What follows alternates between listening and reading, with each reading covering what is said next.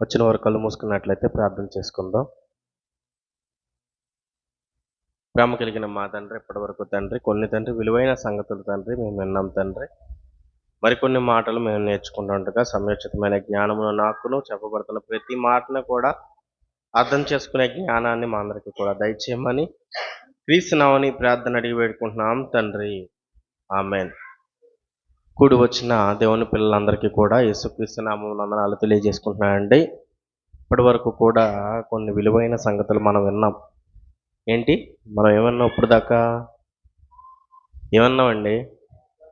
క్రైస్తవ్యం మతమా మార్గమా, ఏది వాస్తవం, ఏది సత్యం, ఏది నిజం అని చెప్పడానికి వారు చేసే క్రియలే వాటిని తెలియజేస్తుంటాయి. కొంతమంది అడుగుతుంటారు, ఇది వాస్తవం అని మీకు ఎలా తెలుసు, ఇదే సత్యం అని మీకు ఎలా తెలుసు? మీరు యేసుక్రీస్తుని నమ్ముకోవడానికి గల కారణం ఏంటి అని అడుగుతున్నప్పుడు ఈరోజు ప్రపంచాన్ని చూడండి. ప్రపంచంలో ఉన్న ఎంతో మందిని పరిశీలించి చూస్తే ఆధ్యాత్మికంగా ఎంతోమంది సమాజాన్ని నడిపించే వాళ్ళు ఉన్నప్పటికీ నిజమైన సత్యం వైపు, నిజమైన సమానత్వం వైపు, ప్రపంచాన్ని శాంతి వైపు నడిపిస్తున్న వారు ఎవరైనా ఉన్నారంటే ఆ యేసుక్రీస్తు మార్గంలో ఉన్న వాళ్ళే. ఎన్నో ఉన్నాయి. వాళ్ళు చేసే క్రియలే అవి అవాస్తవమో వాస్తవమో తెలియజేస్తుంటాయి. ఒక ఇస్లాం సోదరులు ఏమండి, ఎంతోమంది మంచివారు ఉన్నప్పటికీ కూడా ఏం చేశారు? అదే మతం పేరట ఏం చేశారు? వాళ్ళు చావు చంపే అనే నినాదంతో ఇగో ఎంతోమంది, ఎంతో మారణకాండ ఈరోజు ప్రపంచ దేశాలలో జరగడం మనకి కనిపిస్తుంది. కాబట్టి దేవుడు చెప్పిన ప్రతి మాటల్లో సత్యం ఉంటుంది. సమాజాన్ని మెరుగుదిద్దే విధంగా ఉంటుంది, పాడు చేసే విధంగా ఎక్కడ ఉండదు. దాన్ని బట్టే ఇదిగో దీని వెనకున్నది దేవుడని గ్రహించాలి ప్రతి ఒక్కరూ. ఇంకా దాన్ని బట్టి కూడా గ్రహించకపోతే ఇంక వాళ్ళని బాగు చేయడం కష్టమండి. మనం ఆలోచిద్దాం. అదే రెండవదిగా bachelor bible theology third year పాఠం. Bachelor bible theology third year పాఠం, మేఘ సందేశం మనిషి సందేహం. మేఘ సందేశం మనిషి సందేహం. ఏమండి, మేఘ సందేశం అనగానే మనకేం గుర్తొస్తుంది? ఏమండి, మేఘ సందేశం అంటే ఏంటి? మేఘంలోంచి వచ్చే వాక్యం అనొచ్చు, మేఘం చెప్పే మాటలు అనొచ్చు. అంటే మన భాషలో, వాడుక భాషలో నేను మాట్లాడుతున్నా. సందేశం అనగానే ఏంటి? మెసేజ్. మేఘ సందేశం అంటే మేఘం ఇచ్చే మెసేజ్.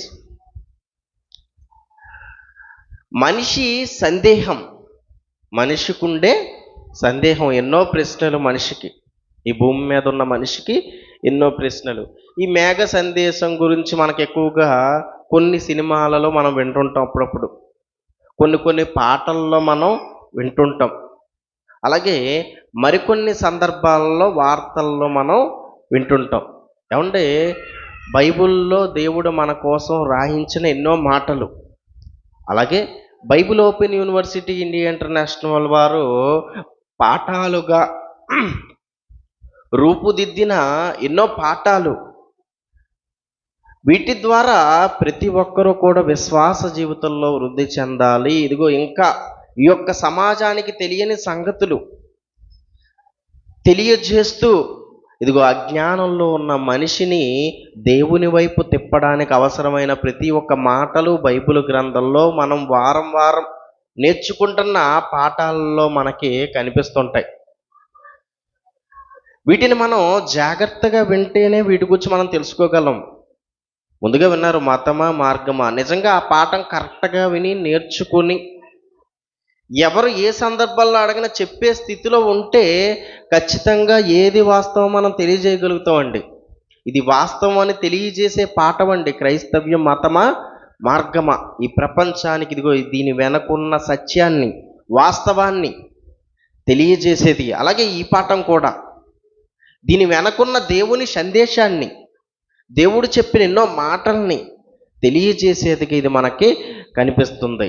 ఏమంటే ఈరోజు సృష్టిలో ఎన్నో జీవరాశులు, ఎంతో విశ్వము, ఎంతో ప్రకృతి, ఎన్నో నక్షత్ర మండలాలు, ఇవన్నీ కూడా మనకి కనిపిస్తుంటాయి.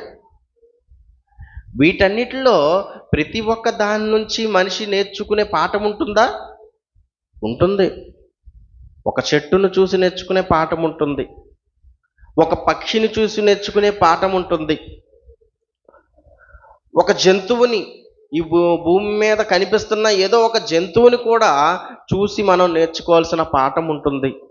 అలాగే ఆకాశాన్ని, సూర్య చంద్ర నక్షత్రాలను, ప్రతి ఒక్క ఈ భూమి మీద దేవుడు మనకు ఉపయోగపడడానికి కలిగించిన ప్రతి ఒక్క జీవరాశి, ప్రతి ఒక్క వస్తువు, ప్రతి ఒక్క నక్షత్రము, ప్రతి ఒక్క గ్రహము, వీటి ద్వారా మనకు అవసరమైన మన బతుకులను మార్చే, మనకి తెలియజేసే దేవుని మహాజ్ఞాన సంగతులు అనేవి తెలియజేసే సందేశం అనేది ఖచ్చితంగా ఉంటుంది.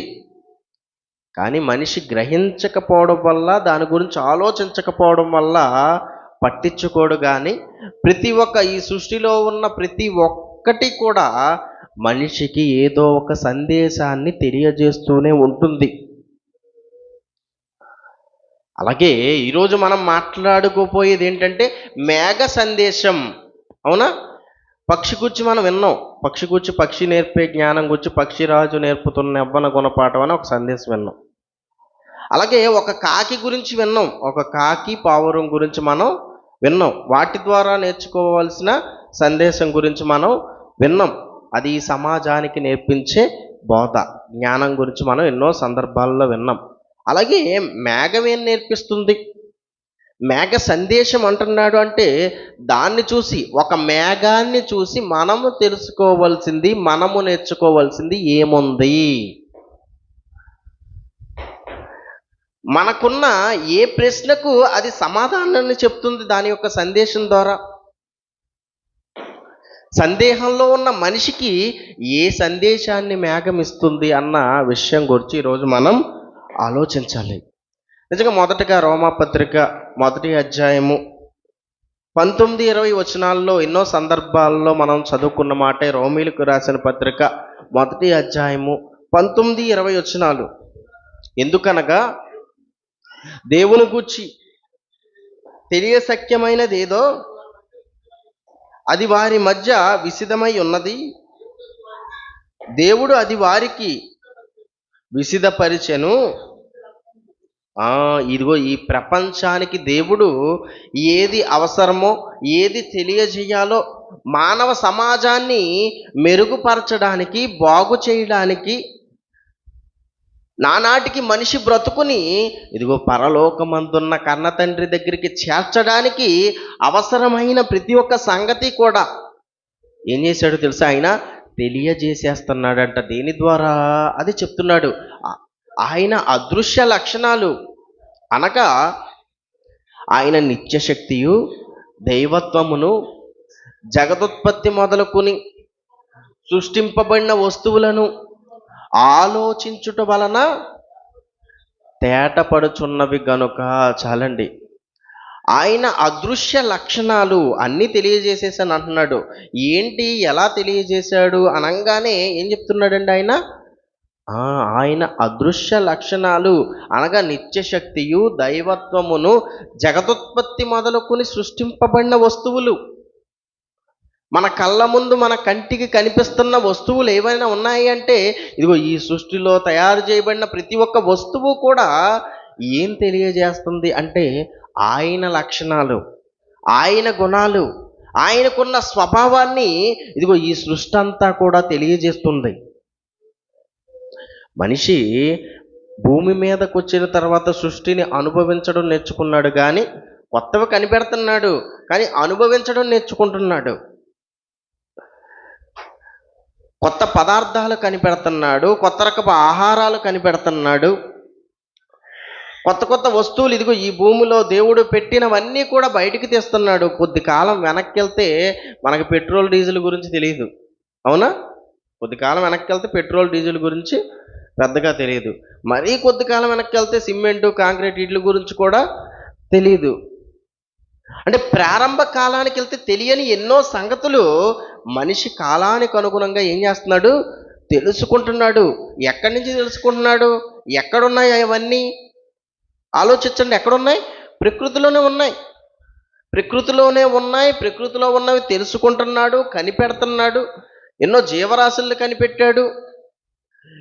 ఎన్నో ఉపయోగపడే ఎన్నో రకాల వస్తువులను మనిషి కనిపెట్టాడు. ఇదిగో ప్రతి ఒక్క వస్తువుకి ఒక పరిశ్రమ ఏర్పడింది. ఈరోజు ఏ వస్తువును చూసుకోండి, ఒక పుస్తకమా, పుస్తకానికంటూ ఒక పరిశ్రమ. ఒక మైక, దీనికంటూ ఒక పరిశ్రమ, ఒక సిస్టమ్ అనేది ఉంది. ఎంతోమంది తయారు చేస్తూ ఎంతోమంది దీని ద్వారా బ్రతుకుతున్నారు. ఎంతోమంది వీటిని ఉపయోగిస్తున్నారు. అది చిన్నది మొదలుకొని పెద్దది వరకు మనం నిత్యం ఉపయోగించుకున్న ఏ వస్తువు గురించి ఆలోచించండి ఒకసారి. ఒక సైకిల్ అంటావా, బండి అంటావా, ఒక కార్ అంటావా, ఈ వస్తువులన్నీ కూడా ఇదిగో ఎంతోమంది దీని ద్వారా దీన్ని ఉపయోగించుకుంటున్నారు. గతకాలం వెళ్ళేసరికి ఉన్నాయా? లేవే. అంటే మనిషి ఈ ప్రకృతిని చూసి ఉపయోగించుకోవడం నేర్చుకుంటున్నాడు తప్ప జ్ఞానాన్ని తెలుసుకోవడం నేర్చుకోవట్లేదు. దీని వెనకున్న దేవుని గురించి మనిషి తెలుసుకోలేకపోతున్నాడు. కానీ దేవుడు ఏం చెప్తున్నాడు తెలుసా? దీని వెనక ఉన్నది ఎవరు అంటే, ఇదిగో నేనే దీని వెనక ఉన్నది. ఈ ప్రకృతిని నీకు ఉపయోగపడే విధంగా తయారు చేసింది నేనే. ఈ ప్రకృతి నీకు ఎన్నో ఎన్నో సందేశాలను ఇస్తుంది. మనం ఎన్నోసార్లు విన్నాం, ఒక గొంగళి పురుగు సందేశాన్ని ఇచ్చింది. మనిషికి రాబోయే లోకం కూర్చిన సందేశాన్ని ఇచ్చింది ఒక గొంగళి పురుగు, ఒక విత్తనం. ఎన్నో పక్షులు ఇదిగో ఒక ఏదో ప్రాంతం నుంచి విదేశాలు దాటి వచ్చి మళ్ళీ అదే దేశానికి కొద్ది కాలం ఉండి పిల్లలతో వెళ్ళిపోతూ నువ్వు కూడా ఏదో ఒక రోజు వెళ్ళిపోవలసిన వాడివి అని తెలుసుకునేలాగా ఒక పక్షి నీకు సందేశాన్ని ఇచ్చింది. ఎన్నో సందేశాలు ఈ ప్రకృతి ద్వారా మనం వింటున్నామండి. అలాగే ఏమంటే కీర్తనల గ్రంథం 19వ అధ్యాయం 1వ వచనం కూడా మనం చూసుకున్నట్లయితే, కీర్తనల గ్రంథము 19వ అధ్యాయం 1వ వచనం, ఆకాశములు దేవుని మహిమను వివరించుచున్నవి, అంతరిక్షము ఆయన చేతి పనులు ప్రచురము చేయుచున్నది. ఆకాశం ఏం చేస్తుంది? దేవుని మహిమను వివరిస్తుంది. అంతరిక్షము ఆయన చేతి పనిని ప్రచురము చేస్తుంది. పగటికి పగలు బోధ చేస్తుంది, రాత్రికి రాత్రి జ్ఞానం తెలుపుతుంది. మనిషి మాత్రం అజ్ఞానం నుంచి బయటికి రావట్లేదు. ఏమండి, స్కూల్లో టీచరు ప్రతిరోజు పాఠం చెప్తూనే ఉంటుంది విద్యార్థులందరికీ. కొంతమంది విని నేర్చుకుంటారు, కొంతమంది వినరు. అప్పుడు పద్దాక చెప్పి చెప్పి చెప్పి టీచర్ ఏమంటుంది, ఎందుకు రోజు ఇలా మొద్దులా తయారైపోతున్నావు? ఎంత చెప్పినా వినవేంటి? ఎంత చెప్పినా అర్థం చేసుకోవేంటి? అండ్ టీచర్ ఎన్నేళ్ళు చెప్తుంది? ఒక 10th క్లాస్ వాడికి ఎన్నేళ్ళు చెప్తుంది టీచర్? 1 సంవత్సరమేగా. 1 సంవత్సరానికే ఇదిగో కొద్ది కాలం చెప్పిన తరువాత అతను చెప్పినవి బుర్రకి ఎక్కించుకోకపోతే, తలకి ఎక్కించుకోకపోతే ఏముంటుంది? ఇదిగో ఎంత చెప్పినా వినవేంటని విసుక్కోవడం మనకు కనిపిస్తుంది కదా. ఈ ప్రకృతి నువ్వు పుట్టిన దగ్గర నుంచి నువ్వు పెద్దవాడు అవుతున్నావు, ముసలివాడు అవుతున్నావు, నీకు బోధ చేయడం ఆగట్లేదు. విసుగుతుందా? ఎక్కడైనా విసుగుతుందా? విసుగట్లేదండి. అలసట కూడా లేదు. ఇదిగో నీ కోసం పని చేస్తూనే ఉంది, నీకు దేవుని గూర్చి తెలియజేస్తూనే ఉంది. ఎక్కడా కూడా ఆగలేదు. అందుకే ఇదిగో పగటికి పగలు బోధ జరుగుతుంది, రాత్రికి రాత్రి జ్ఞానం తెలుపుతుంది. ఆకాశములు దేవుని గురించి తెలియజేస్తున్నాయి, అంతరిక్షం ఆయన పని. ఇదిగో ఇది చేసింది దేవుడే, దీని వెనకున్నది దేవుడే, మానవులలో ఎవరో కూడా వీటిని తయారు చేయలేడు అని ఇదిగో మన కళ్ళు లెత్తి పైకి చూస్తే ఎన్నో నక్షత్ర మండలాలు, ఎన్నో నక్షత్ర రాసులు కనిపిస్తున్నాయి. చూసారా? ఇవన్నీ కూడా దేవుడు చేశాడు మమ్మల్ని. మీ చేతి పని కాదు, ఇది చేయడం మీకు చేత కాదు అని తెలియజేస్తుందండి. అంతరిక్షం ఎంతమంది గ్రహిస్తున్నాడు? ఏమంటే ఎంతోమంది శాస్త్రవేత్తలు ఉన్నారు, అంతరిక్షం మీద పరిశోధన చేస్తున్నారు, ప్రకృతి మీద పరిశోధనలు చేస్తున్నారు. ఏమండి చేసి ఏం చెప్తున్నారు అంటే, ఇదిగో చెప్పినట్లో సగం తప్పులు చెప్తారు. పోనీ అంతరిక్షం మీద పరిశోధనలు చేశారు, ఏం తెలిసింది అంతరిక్షం మీద మీకు అంటే, ఇదిగో అంతరిక్షం 100% అని మనం అనుకుంటే అందులో 10% మాత్రమే మాకు కనిపిస్తుంది. అందులో కనిపించిన దాంట్లో 10% మాత్రమే మాకు అర్థమైంది పుస్తకాల్లో పెట్టాం అంటారు వాళ్ళు. అర్థమైందండి? అంటే 90% వీళ్ళకి కనిపించట్లేదు, కనిపించిందే 10%. ఆ 10%ని మళ్ళీ 100% చేస్తే వీళ్ళకి అందులో అర్థమైంది ఇంకో 10%. అంటే ఈరోజు మానవ జ్ఞానానికి అందటం లేదా? అందటం లేదు ఈ ప్రకృతి గురించి. ఎందుకు? ఇదిగో దీన్ని తయారు చేసింది దేవుడు. దేవుని దగ్గరికి వస్తే ప్రకృతి కూర్చిన ఎన్నో సంగతులు బయటపడతాయండి. ఎన్నో సంగతులు దేవుడు రాయించాడు బైబిల్ గ్రంథంలో. ఈరోజు మనం పరిశీలించాలి. మేఘాల గూర్చి దేవుడు రాసిన కొన్ని సంగతులు ఈరోజు మనం పరిశీలిద్దాం. యోబు గ్రంథం 38వ అధ్యాయం 37వ వచనం. యోబు గ్రంథం 38వ అధ్యాయం 37వ వచనం. జ్ఞానము చేత మేఘములను వివరింపగలవాడెవడు? జ్ఞానము చేత మేఘములను వివరింపగలవాడెవడు అంటే మేఘాల గూర్చి ఎవరు చెప్పగలరు? అంతే కదండి. ఈ సృష్టిలో వేటిని కూర్చో వివరిస్తున్నాం మనం. ఇప్పుడు మన కళ్ళ ముందు ఉదయం లేగంగానే మనకు మేఘాలు కనిపిస్తున్నాయి. ఆకాశం వైపు చూడంగానే ఈ మేఘాల గూర్చి ఎవరు వివరిస్తారు? ఈ మేఘాల గూర్చి ఎవరు తెలియజేయగలరు? మనుషులు ఏమైనా తెలియజేయగలరా ఈ మేఘాల గూర్చి? మానవ జ్ఞానంతో ఈ మేఘాల గూర్చి ఏమన్నా తెలుసుకోగలరా? ఆలోచించండి. ఇదిగో ఈ మేఘాలలో మనకేం తెలుసండి? ఇదిగో పైకి కనిపించగానే తెల్లగా మేఘం ఉందనుకోండి, ఏమనుకుంటాం? వర్షం పడదు అనుకుంటాం. అదే నల్లగా మేఘం ఉందనుకోండి, వర్షం పడేలా ఉందనుకుంటాం. అవునా? మనకున్న జ్ఞానం అంతే. మేఘాలలో ఇంతకు మించి మనకు తెలిసేదేమీ ఉండదు. కానీ ఈ మేఘాలలో ఎన్నో రకాలు ఉన్నట్టు శాస్త్రవేత్తలు గుర్తించారు. ఎన్నో రకాలు ఈ మేఘాలలో. నీళ్లున్నవి, నీళ్లు లేనివి, వేగంగా వెళ్ళేవి. మనకందరికీ తెలుసు, వైఎస్ఆర్ గారు చనిపోయేటప్పుడు ప్రమాదం అనేది జరిగింది. హెలికాప్టర్ మీద ప్రమాదం అనేది జరిగింది. అప్పుడు ఆయన ఒక మేఘాన్ని ఢీకొనడం వల్ల ఆ ప్రమాదం జరిగినట్టు గుర్తించారు. ఒక మేఘాన్ని ఢీకొనడం వల్ల. ఇప్పుడు సాధారణంగా మేఘం అనగానే మనకేం తెలుసు? ఇదిగో ఆకాశంలోకి ఎగిరేది ఏదైనా సరే భూమి యొక్క ఆకర్షణ శక్తికి వ్యతిరేకంగా దానికున్న ఇంజిన్ ద్వారా పైకి ఎగరడం, మేఘాన్ని చీల్చుకుని వెళ్ళడం అది మనకు కనిపిస్తుంది. అవునా? ఒక విమానం కానీ ఒక హెలికాప్టర్ కానీ పైకి వెళ్ళిందంటే మేఘాన్ని చీల్చుకుని అది వెళ్తుంది. కానీ మేఘం ద్వారా చనిపోవడం ఏంటి అంటే, చీల్చుకుని వెళ్ళే మేఘాలు వేరు.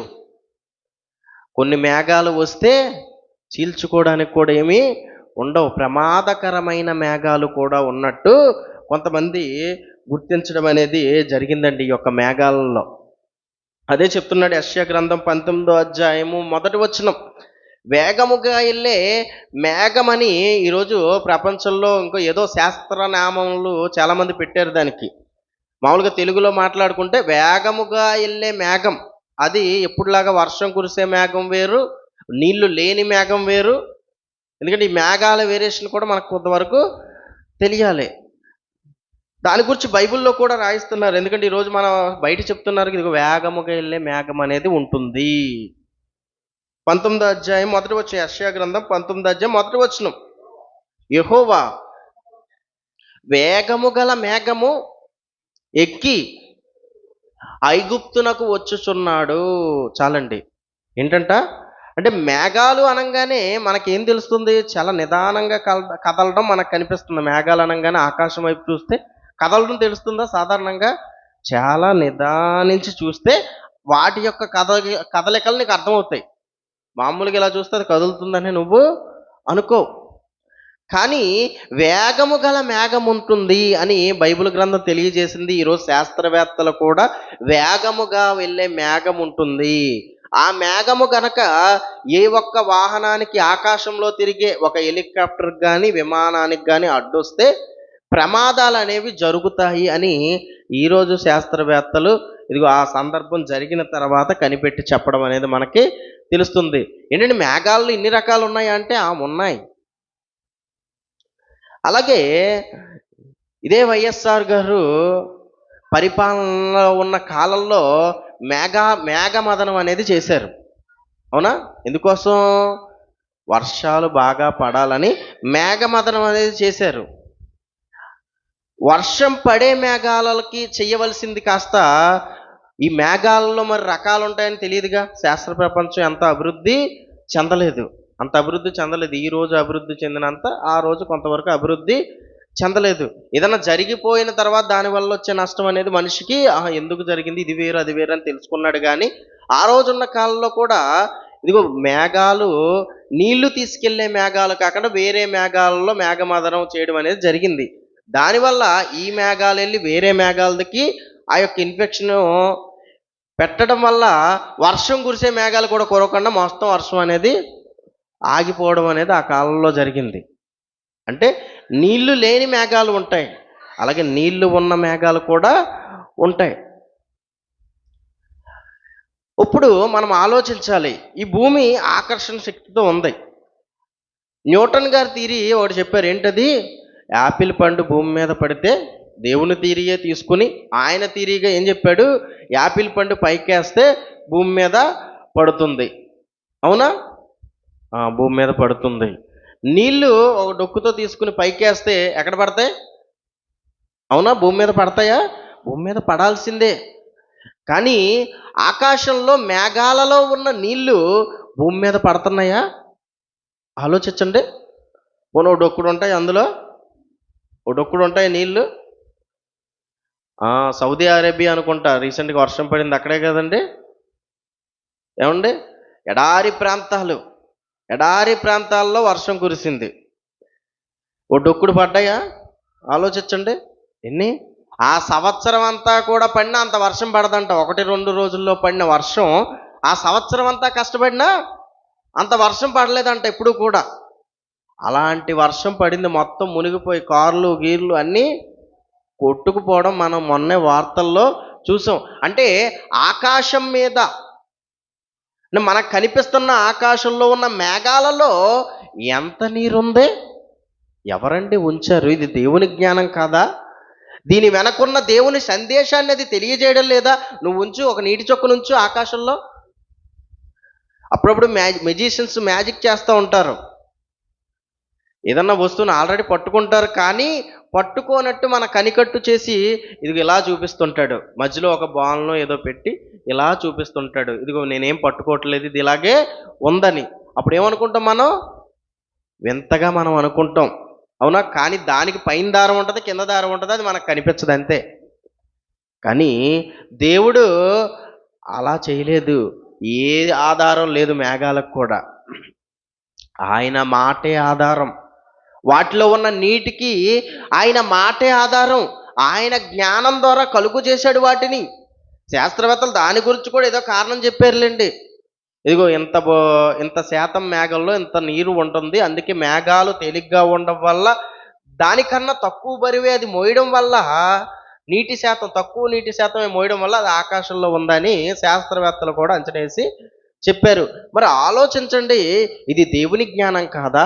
ఒక ఊరిని సైతం దేవుడు ఏ ప్రాంతాల్లో కురిపించాలనుకుంటే ఆ ప్రాంతాల్లోకి వెళ్ళి, ఎందుకంటే మనకు తెలియని వాక్యాలు కాదు, ఆయన ఆజ్ఞను నెరవేర్చు తుఫాను మనకు తెలిసి ఎన్నోసార్లు విన్నాం. అంటే ఏ ప్రాంతానికి కావాలంటే ఆ ప్రాంతానికి వెళ్ళి దేవుని ఆజ్ఞను నెరవేరుస్తుంది అది. అవును, ఎన్నో ప్రాంతాలు వెళ్తుంది. ఎంతో మంది రైతులకు అవసరమైన వర్షం రూపంలో ఎన్నో ప్రాంతాలలో కురుస్తుంది. ఏంటి, ఎలా ఉంటుంది ఆకాశంలో? దీని వెనకున్నది ఎవరు అని మనిషి ఆలోచిస్తున్నాడా? మనిషి ఎక్కడ ఆగిపోయాడు తెలుసా అండి? మనిషి సందేహంతో ఉన్నాడు. ఏంటి సందేహం అంటే దేవుడు ఉన్నాడా లేడా? మనిషి సందేహం ఏంటంటే దేవుడు ఉన్నాడా లేడా? కనిపించడేంటి? ఇదిగో మా జీవితకాలం అంతా బాగానే ఉంటుందిగా, మేము ఇలా బ్రతికేస్తున్నాంగా, చనిపోయిన తర్వాత ఎవరు చూశారు? మనిషికున్న అజ్ఞానపు మాటలు ఇలా ఉంటాయండి. ఈరోజు ఎవరు చూశారు చచ్చిపోయిన తర్వాత? ఇదిగో బాగున్నాం కదా, ఇప్పుడు బాగా ఉన్నాంగా, ఎంజాయ్ చేయాలి, ఆనందపడాలి, సుఖపడాలి అని ఇదిగో దేవుని మీద ఒక అవగాహన తెచ్చుకోవట్లేదండి మనిషి. ఏంటి, దీని గురించి పరిశీలిద్దాం, ఆలోచిద్దాం, ఎవరినైనా అడుగుదాం, ఇదిగో మనల్ని కలిగించిన ఆయన గురించి తెలుసుకోవాలి అనుకున్నవాడు ఎవ్వడూ లేడంట. అదే చెప్తాడండి ఇర్మియా గ్రంథంలో. ఇర్మియా గ్రంథం 5వ అధ్యాయము చూడండి. మనిషికున్న సందేహం, అలా అని ఆ సందేహాన్ని తీర్చుకోవాలనుకోవడం లేదంట. 24వ వచనం, దేవుడు ఉన్నాడు లేడు అని సందేహంతో ఉన్నాడు. ఇప్పుడు ఏదైనా ప్రశ్న వస్తే ఏం చేస్తాడు మనిషి? దానికి సమాధానాన్ని వెతుకుతాడు. కానీ దేవుని దగ్గరికి వచ్చేసరికి, సృష్టికర్త దగ్గరికి వచ్చేసరికి మనిషికి వచ్చిన ప్రశ్నకి సమాధానాన్ని ఎవరు వెతకట్లేదండి. ప్రతి మనిషికి ప్రశ్న ఉంటుంది. ఈ భూమి మీద ఉన్న 800 కోట్ల మందిలో ప్రతి మనిషికి సృష్టికర్తను కూర్చిన ప్రశ్న ఉంటుంది. కానీ దాని గురించి సంపూర్ణ అవగాహన ఎవరో తెచ్చుకోవడానికి ఆలోచించట్లేదు. అదే చెప్తున్నాడు ఇక్కడ. వారు రండి, మన దేవుడైన యెహోవా యందు భయభక్తులు కలిగి ఉందుము. ఆయనే తొలకరి వర్షమును కడవరి వర్షమును దాని కాలమున కురిపించువాడు. నిర్ణయింపబడ్డ కోతకాలపు వారములను ఆయన మనకు రప్పించునని తమ మనసులో ఏం చేస్తున్నారంట? అనుకోనట్లేదంట. మనుషుల్లో ఎవరైనా ఇప్పుడు మాట్లాడిన మాటలు చేయగలరండి? మనుషుల్లో ఎవరికి సాధ్యం కానిది దీని వెనకున్నారని దేవుడు, దీని వెనకున్నది దేవుడు అని మనిషి గ్రహించాలి. గ్రహించకపోగా ఇదిగో అన్ని కాలానికి అనుగుణంగా వస్తుంటే ఇదిగో వీటిని అనుభవిస్తున్నారు తప్ప దీని వెనకున్నది దేవుడు అని అనుకున్నట్లేదంట. కాబట్టి తర్వాత ఏం చెప్తున్నాడు తెలుసా? మీ దోషములు వాటి క్రమమును తప్పించును, మీకు మేలు కలుగకుండుటకు మీరు చేయు పాపమే కారణము. మీకు మేలు కలగకుండానే మీరు చేయు పాపమే కారణము. ఎన్నో చదువుకుంటున్నాడు మనిషి, ఎంతో జ్ఞానంలో అభివృద్ధి చెందుతున్నాడు. కానీ ఈ రోజుకి మనిషికి అందని, మనిషి జ్ఞానానికి అందని సంగతులు ఎన్నో ఈ రోజు మనకి ప్రపంచంలో కనిపిస్తున్నాయి. అందులో ఈ మేఘ సందేశం కూడా ఒకటే. ఏమంటే చిన్నప్పుడు చదువుకున్నాం, ఎప్పుడో 5వ తరగతిలోనో 1వ తరగతిలోనో ఈ మధ్యలో చదువుకుంటాం. ఏమని? ఇదిగో ఎండకి నీరు ఆవిరిగా మారి ఎక్కడికి వెళ్తుంది? మేఘాలలోనికి వెళ్తుంది. ఆ మేఘాల ద్వారా వర్షం కురుస్తుంది. అవునా? ఎప్పుడో చదువుకున్నాం. అప్పటి నుంచి ఇప్పుడు దాకా అలాగే జరుగుతుందా? కొత్తది ఏదన్నా జరుగుతుందా? ఆలోచించండి. అలాగే జరుగుతుంది. ఏ ఆవిరే కదా అని నింపేయాలనుకుంటే అవన్నీ ఏమైనాయి? ఫెయిల్ అయినాయి. ఎంతోమంది చేసిన ప్రయత్నాలు ఫెయిల్ అవుతూనే వస్తున్నాయి. దానివల్ల ప్రకృతికి ఇంకా నష్టం వస్తుంది తప్ప ఏ లాభం రావట్లేదు. ఇది దేవుడు పెట్టిన విధండి. అప్పుడు అలాగే జరిగింది, ఇప్పుడు అలాగే జరుగుతుంది. ప్రతి ఒక్క కాలాన్ని ఇదిగో నేనే తీసుకొస్తున్నాను అంటున్నాడు దేవుడు. దీని వెనకున్నది దేవుడు అని గుర్తించాలని దేవుడు అనుకుంటుంటే మనుషులు మాత్రం మనసులో కూడా అనుకోవట్లేదంట దీని వెనకున్న దేవుని గురించి. అలాగే ఇంకో మాటను మనం చూసుకుందాం. యోబు గ్రంథం 26వ అధ్యాయము 7 నుంచి 9 వచనాలు.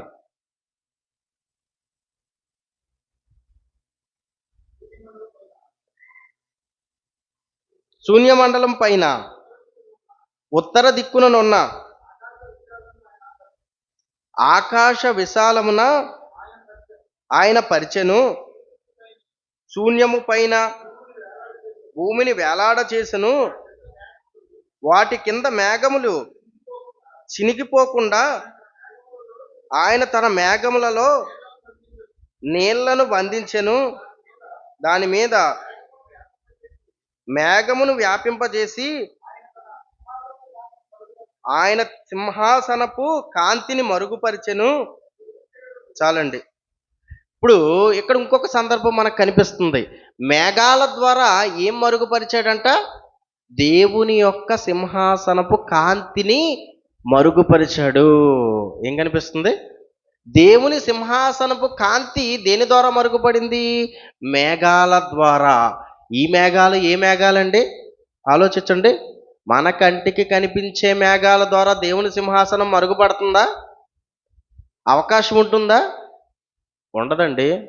ఎప్పుడైనా ఆకాశంలో అప్పుడప్పుడు రాకెట్లు వదులుతుంటారు.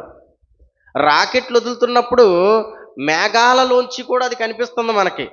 ఈ భూమి మీద మనిషి తయారు చేసే ఒక రాకెట్ మేఘాలు అడ్డుగా ఉన్నా సరే అది ఉన్న ప్లేస్ను మనం గుర్తించగలం అప్పుడప్పుడు కొన్ని సందర్భాలలో. అంటే ఈ లోకంలో ఉన్న కాంతిని అది ఆపనప్పుడు మరి దేవుని సింహాసనపు కాంతిని ఆపగలదా మేఘం? ఆపలేదు. అంటే ఈ మేఘం మన కంటికి కనిపించే మేఘం అయితే కాదు. అలాగే ఇదిగో నీళ్లను కూడా ఆ మేఘంలో ఏం చేశాడు ఆయన? బంధించినట్టు మనకు కనిపిస్తుంది. ఏ మేఘం గురించి మాట్లాడుతున్నాడో తెలుసా అండి? ఇదిగో ఆకాశములో ఆకాశాన్ని ఆయనకి అడ్డుగా నీళ్లు ద్వారా మేఘాన్ని పెట్టి ఇదిగో ఆయన పరలోకాన్ని, పరలోకపు కాంతిని, ఆయన యొక్క సింహాసనాన్ని మరుగు చేశాడు. అదే మనందరికీ తెలుసు. నోవాహు జలప్రలయంలో మనం విన్నాం, ఆకాశపు తూములు విప్పినట్టు అక్కడ మనకు ఆ సందర్భం కనిపిస్తుంది. ఇంచుమించు 1996 సంవత్సరంలో ఇదిగో దీని గురించి శాస్త్రవేత్తలు కనిపెట్టారండి. ఇదిగో ఆకాశంలో కూడా ఏమున్నాయి? నీళ్లున్నవి అని కనిపెట్టడం అనేది 1996లో జరిగింది.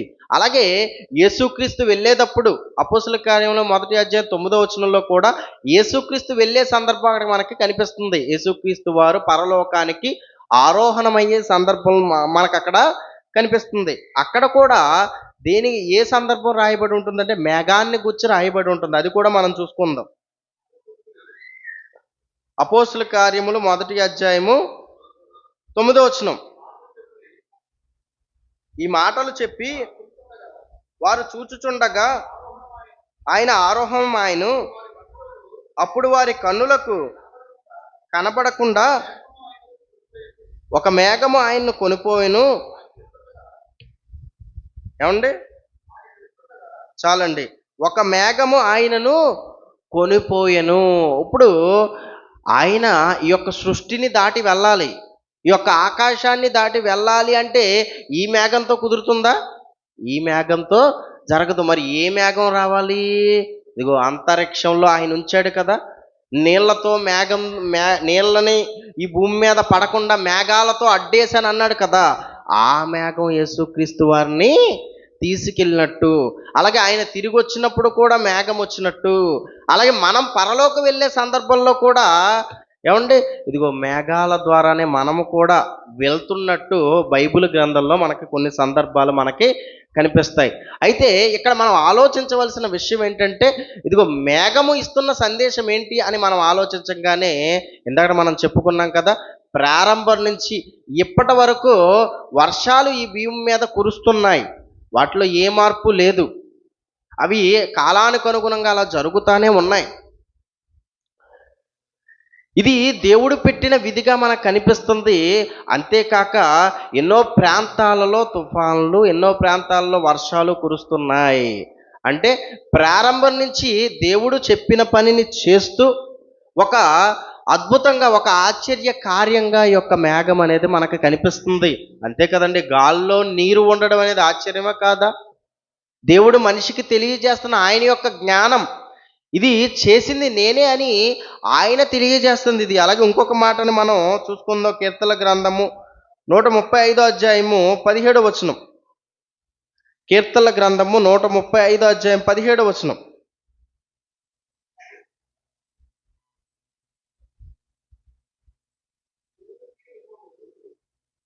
చెవులుండి వినవు వాటి నీళ్ళ 7వ వచనం. బూదిగంతముల నుండి ఆవిరి లేవజేయవాడు ఆయనే, వాన కురిగినట్లు మెరుపు పుట్టించువాడు ఆయనే. తన నిధులలో నుండి గాలిని ఆయన బయలు వెళ్ళజేయును. చాలండి. బూదిగంతములలో నుండి ఆవిరిని లేవజేయవాడు ఎవరంట? దేవుడు. ఆయన చేసిన కార్యం ఇది. అలాగే వాన కురిగినట్లు మెరుపులను పుట్టించేవాడు ఎవడు? ఆయన అంటున్నాడండి. ఈరోజు మానవ సమాజానికి బ్రతుకుకు అవసరమైన కార్యం ఇది. ఏమండి, ఒక సంవత్సరం వర్షాలు తక్కువ కురిస్తే ఎంత ఇబ్బంది అండి. ఆ సంవత్సరం అంతా కూడా చాలా కష్టం, పంటలు పండవు. మనిషి ఒకానొక కాలంలో ఏలియా గారి సందర్భం మనందరికీ తెలుసు. ఏలియా ప్రార్థించక 3.5 సంవత్సరాలు వర్షం కురయలేదు. ఏం జరిగింది మరి ఆ రోజు ఆ కాలంలో? ఎప్పుడైతే వర్షం కురవలేదో ఇదిగో ఆ ప్రాంతం అంతా కూడా ఏమైంది? కరువు వచ్చింది. ఎందుకంటే ఇది దేవుడే చెయ్యాలి, దేవుడు తలుచుకుంటేనే ఈ యొక్క కార్యాన్ని చెయ్యగలడు అని ఆ రోజున్న సమాజానికి తెలియజేయాలనుకున్నాడండి. ఎందుకంటే నీళ్లు ఆవిరిగా చేయవాడు ఆయనే. ఇదిగో ఆ రోజున్న కాలంలో బయలు దేవతకి, ఆ రోజున్న అహాబు రాజు కానీ యెజెబెలు కానీ ఇదిగో బయలు దేవతని పూజిస్తూ ఇదిగో సర్వోన్నతుడైన యెహోవాని పక్కన పెట్టి ఇశ్రాయేలు చేత కూడా వాళ్ళనే మొక్కమని ప్రకటిస్తున్న ఆ కాలంలో దేవుడు ఏం చేశాడో తెలుసా? ఇదిగో ఏలియాని పంపించాడండి. ఏలియాని పంపించాడు. ఎందుకు? ఇదిగో ఏలియా ప్రార్థించగా 3.5 సంవత్సరాలు వర్షాన్ని ఆపాడు. వర్షాన్ని ఆపినప్పుడు ఇదిగో ఎవరు చేయాలి? మళ్ళీ వర్షం కురిపించాలంటే ఎవరు కురిపించాలి? దేవుడే కురిపించాలి. ఎంతోమంది మా దేవతలు మా దేవుళ్ళు అని ఆ కాలంలో చెప్పుకున్నారు. యెజెబెలే చెప్పుకుంది ఆ కాలంలో. చెప్పుకున్న యెజెబెలు ఏం చేయగలిగింది చెప్పండి? 3.5 సంవత్సరాలు వర్షం పడకపోతే ఏం చేయగలిగింది? ఆమె ఏం చేయగలిగింది? ఆమె వెనకున్న దేవతలు ఏం చేయగలిగారు? ఆలోచించండి. ఏమీ చేయలేకపోయారు. మళ్ళీ చివరికి ఎవరు రావాల్సి వచ్చింది? ఇదిగో ఏలియా గారే మళ్ళీ వచ్చాడు. మళ్ళీ సవాలు చేశాడు, వాళ్ళందరినీ ఓడించాడు. ఆకాశము నుండి అగ్ని భూమి మీదకి రప్పించాడు. చివరగా వెళ్ళి ప్రార్థన చేసి సర్వోన్నతుడైన దేవుణ్ణి నిరూపించిన తర్వాత వెళ్ళి ప్రార్థన చేయగా మళ్ళీ వర్షం పడినట్టు మనకి ఆ యొక్క సందర్భంలో కనిపిస్తుంది. ఏం తెలియజేసింది మేఘం సందేశం? అప్పుడు చిన్న మేఘము కనిపించినట్టు రాయబడి ఉంది. ఏం తెలియజేసిందో తెలుసా? దేవుడు చెబితేనే ఆ ప్రాంతంలో వర్షం కురుస్తుంది. అంటే దేవుని ఆజ్ఞ మేరకే మేఘం అనేది కదులుతుంది. దేవుని ఆజ్ఞ మేరకే మేఘం అనేది పుడుతుంది. దేవుని ఆజ్ఞ మేరకే ఇదిగో వర్షం అనేది ఏ ప్రాంతంలో కురవాలో కురుస్తుంది. ఇదండి మేఘ సందేశం. దేవుని స్వరూపంలో, దేవుని పోలికగా, దేవుని కుమారుడు అని పిలిపించుకుంటూ నరులు ఇదిగో సృష్టిలో అన్ని జీవరాశుల కంటే గొప్పవాడుగా పిలువబడుతున్న మనిషి ఈయన కదండి చెప్పాలి దేవుని గురించిన సందేశం. ఈయన కదండి చెప్పాలి దేవుని గురించిన మాటలు. ఈయన కదండి చెప్పాలి దేవుని వాక్యం. కానీ ఇతను చెప్పట్లేదు. ఎవరు చెప్తే వింటున్నాడు? ఈ సృష్టి చెబితే వినే పరిస్థితికి మనిషి మారిపోయాడండి. కానీ ఎవరో చెప్పాలో తెలుసా? అసలు సందేశం చెప్పవలసిన వాళ్ళు ఎవరో తెలుసా? దేవుని పిల్లలు దేవుని వాక్యం నేర్చుకుని సృష్టిలో అన్ని జీవరాశుల కన్నా గొప్ప జ్ఞానం కలిగిన మనిషి చెప్పాలి దేవుని గూర్చిన మాటలు, మనిషి చెప్పాలి దేవుని గూర్చిన వాక్యం. కానీ మనిషి ఏమైపోయాడో తెలుసా? ఇదిగో ఈ లోకపు ఆశలు, ఈ లోకాన్ని చూసి అపవాది మాయలో పడి ఇదిగో రోజు రోజుకి దేవుడే లేడనే స్థితికి దిగజారిపోతున్నాడు. మానవ సమాజంలో ఇదిగో ఎన్నో అజ్ఞానపు పొరలు రోజు రోజుకి కమ్ముకుంటున్నాయండి. ఇంకా దేవుని గురించి ఆలోచించనివ్వవు, దేవుని గురించి తెలుసుకోనివ్వవు. టెక్నాలజీ పేరుతో ముందుకెళ్ళిపోతున్నాం అని చెప్పుకుంటూ మనిషి అజ్ఞానంలో నానాటికి కూడా పతనానికి వెళ్ళిపోతున్నాడు అజ్ఞానంతో మనిషి. కానీ ఆలోచిస్తే ఒక మేఘం సందేశం తెలుపుతుంది. దీని వెనకున్న దేవుని గురించి తెలియజేస్తుంది. ఈ సృష్టిలో ఉన్న ఎన్నో జీవరాశులు ఇదిగో వీటి వెనకున్నది నేనే అని దేవుని గురించి తెలియజేస్తుందండి. అంతెందుకండి, ఇదిగో మన యొక్క ఆకారం, మన యొక్క దేహం, మనకున్న ప్రతి ఒక్క అవయవం దేవుని గురించి తెలియజేస్తున్న మనిషి గ్రహించని వాడుగా మనిషి కనిపిస్తున్నాడండి. అలాగే ఈ మేఘం ద్వారా ఇంకో ఎగ్జాంపుల్ కూడా దేవుడు చెప్పాడు. అది కూడా చూసుకుని మనం ముగించుకుందాం. యోబు గ్రంథము 7వ అధ్యాయము 9వ వచనం. ఇదిగో దేవుడు స్వరూపంలో పుట్టిన నువ్వు దేవుని యొక్క సందేశాల గురించి, దేవుని గురించి ఆలోచించకపోతే ఏం జరుగుతుందో కూడా ఈ మేఘాన్ని ఉదాహరణగా తీసుకుని చెప్తున్నాడు. చూసారా దేవుడు కూడా 7వ అధ్యాయం 9వ వచనం. మేఘము విడిపోయి అదృశ్యమగునట్లు పాతాళమునకు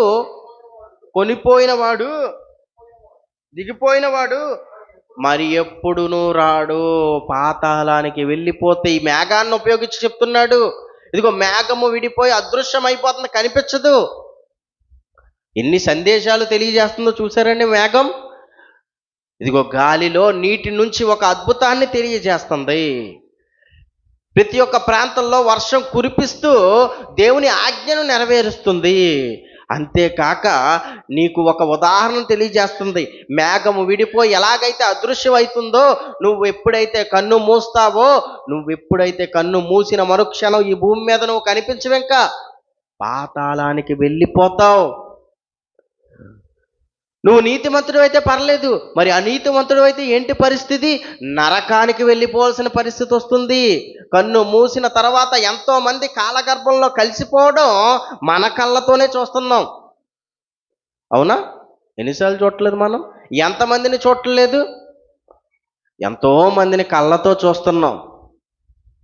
కానీ ఆలోచించట్లేదు మనిషి, ఆలోచించట్లేదు, గ్రహించట్లేదు, దేవుని గూర్చి తెలుసుకోవటం లేదు. ఎక్కడికి వెళ్తావు చనిపోయిన తర్వాత? ఆలోచించండి. ఎన్నో సందేశాలు పెట్టాడు ఈ ప్రకృతి ద్వారా దేవుడు. తెలుసుకోవాలి, పరిశీలించాలి. దినదినము ఇదిగో మనం వృద్ధి చెందాలి దేవుని వాక్యంలో. అప్పుడే దేవుడున్న లోకం మనం చేరతాం. మనిషి సందేహం దేవుడు ఉన్నాడా అయితే మేఘం ఇచ్చే సందేశం ఏంటో తెలుసా? దీన్ని తయారు చేసింది, దీన్ని నడిపిస్తుంది, శూన్యములో నీటిని ఉంచింది. నువ్వు చనిపోయిన తరువాత నువ్వు ఎలాగైతే అదృశ్యమవుతావో దాని గురించి కూడా తెలియజేసే ఎన్నో సందేశాలు మేఘం ఇచ్చినట్టు కనిపిస్తుంది. అంటే మన సందేహాలకు ఏం చేసింది? అది ఆన్సర్స్ దొరికాయా లేవా?